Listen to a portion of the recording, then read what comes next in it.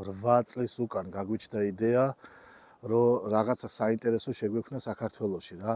იქედან გამომდინარე, რომ შეერთებულ შტატებში ცხოვრება ცოტათი რთულია, ცოტათი დამღლელია ქართველი ადამიანისთვის და ჩვენი კულტურისთვის, მინდოდა რომ რაღაცა ღირებული გაგვეკეთებინა ჩვენ სამშობლოში. როგორც ასეთი საჩინო და ეს სოფელი ქვედა აჭყვა იდეაში არ ყოფილა რა. იყო ის, რომ როდესაც დავიწყეთ ტერიტორიის მოძიება 96 თუ 97 მიწა მოვიძიეთ, სადაც მივხვდით, რომ ეს კომპლექსი რაც მე მქონდა იდეაში, ის არ გამოგვივიდოდა და შემთხვევით აღმოჩნდა, რომ ამ ბრწყინვალე სოფელში გამოჩნდა ესეთი მიწა, თან ლოკაციურადაც საინტერესოა, რომ ქობულეთსა და ბათუმის შუაში დგას პირდაპირ საინტერესო ადგილი. არც ძალიან მაღლა, ზღვის ხედიც გადაშლილია ეს პანორამა, უნიკალური პანორამაა, რომლის ყურებითაც არ დაიღლები ადამიანი. და გადავწყვიტეთ აქ ამის გამო მშენებლობა. ვისგანაც ვყიდულობდით, ანუ ვაპირებდით შეძენას ამ მიწის, იმ ადამიანმა გვითხრა, რომ აქ ცხოვრობდა, ამ სახლში ცხოვრობდა ბრწყინვალე მართლმადიდებელი ქალბატონი ფარტენა რა. იმდენად კარგად დამიხასიათეს ეს ადამიანი, რომ ყველა ვარიანტში გამიშთა სურვილი, რომ ეს მისი ძველი სახლი შემენარჩუნებინა და რესტავრაცია გამეკეთებინა და არ დამენგრია რა, არც ერთ ვარიანტში, რომ ის კეთილი აურა ყოფილიყო აქ.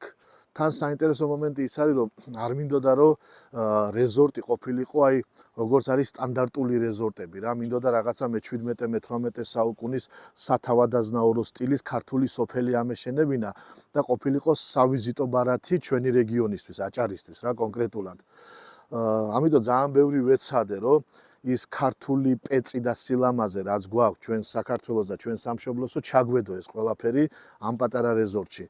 ანუ ამაში იგულისხმება მასტერკლასები რა, იქ საშოთი ავაშენეთ, მაყალი ავაშენეთ, იქ ჩახაფულის მასტერკლასი, სახინკლე, ხაჭაპურის მასტერკლასი, მარანი. ანუ ერთი სიტყვით ჩვენთან მოსული სტუმრისთვის, აი თითქმის სრულად ღიაა ჩვენი ქართული სოფლის პეწი რა, თავიდან ბოლომდე შეუძლია რომ აითვისოს. ყველა პროცესში ჩართული ვიყავი, ამ პერიოდისთვის საერთოდ სრულად საქართველოში ვიყავი.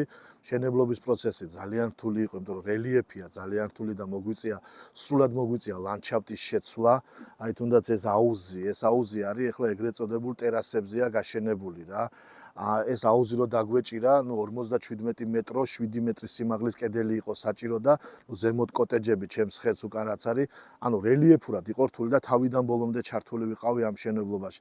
თან საინტერესო ის იყო, რომ სოფლის მოსახლეობას დაგვიდგა გვერდში, ძალიან დაგვიდგა, ანუ ხელოსნები ყველანი ვცდილობდით, რომ ყველა ყოფილიყო აქაურები რა, რომ დასაქმებულიყო ჩვენები, აი ამ სოფლის ხალხი, რომ რაღაცა ის 2 კაპიკი თითოეულს მიეტანა ოჯახში და მართლაც დამიდგა ეს ხალხი მთელი გულით და სულით გვერდით და აი რაც შევძელით ეს არის, მე მგონი ცოტათი ლამაზი გამოგვივიდა. ადგილობრივებისთვის გაჩნდა სამუშაო ადგილები პირველ რიგში რა.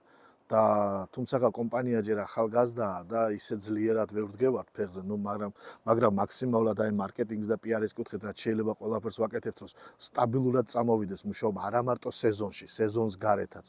და ჩვენი მეგობრები, ჩვენი მეზობლები, თანამშრომლები, ვინც არის დასაქმებული, მინდა რომ ღირსეული ხელფასი ქონდეთ. აი ვცდილობ რომ აი ღირსეული ანაზღაურება, დაზღვევა, ანუ ყველაფრით რომ უზრუნველყოფილები იყვნენ რა. როდესაც შტატებში ჩავდივარ ხოლმე და ხვდები იქ ჩემს მეგობრებს, ყველას ვთხოვ ვერ დაიგივეს, რომ მაქსიმალური ფინანსები, რაც კი გააჩნიათ იქ ხალხს, რომ დააბანდონ ისევ საქართველოში.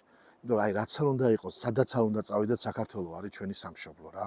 мотивация არის ეს ერთი, უნდა იყოს მთავარი мотивация, რომ ჩვენ სადაც არ უნდა ვიყოთ, რასაც არ უნდა ვაკეთებდეთ, რაც არ უნდა წარმატებულები ვიყოთ, უნდა გვახსოვდეს, რომ ჩვენს უზურს უკან არის ჩვენი სამშობლო რა. ჩემი აზრით ახლა ქალაქებში ისე თუ ასე ადამიანებს რაღაცა 2 კაპიკის საშოვარი აქვთ, რომ იტყვიან და დასაქმებულები არიან და ჩვენი სოფელი უნდა განვითარდეს რა. წარმოუდგენელია ქვეყნის არსებობა, თუ კი არ იქნება სოფელი ძლიერი და განვითარებული და ჩვენ თითოეულმა ქართველმა ჩვენი წილი უნდა შევიტანოთ ამაში, რომ ჩვენი სოფელი განვითარდეს და დადგეს ფეხზე მაქსიმალურად.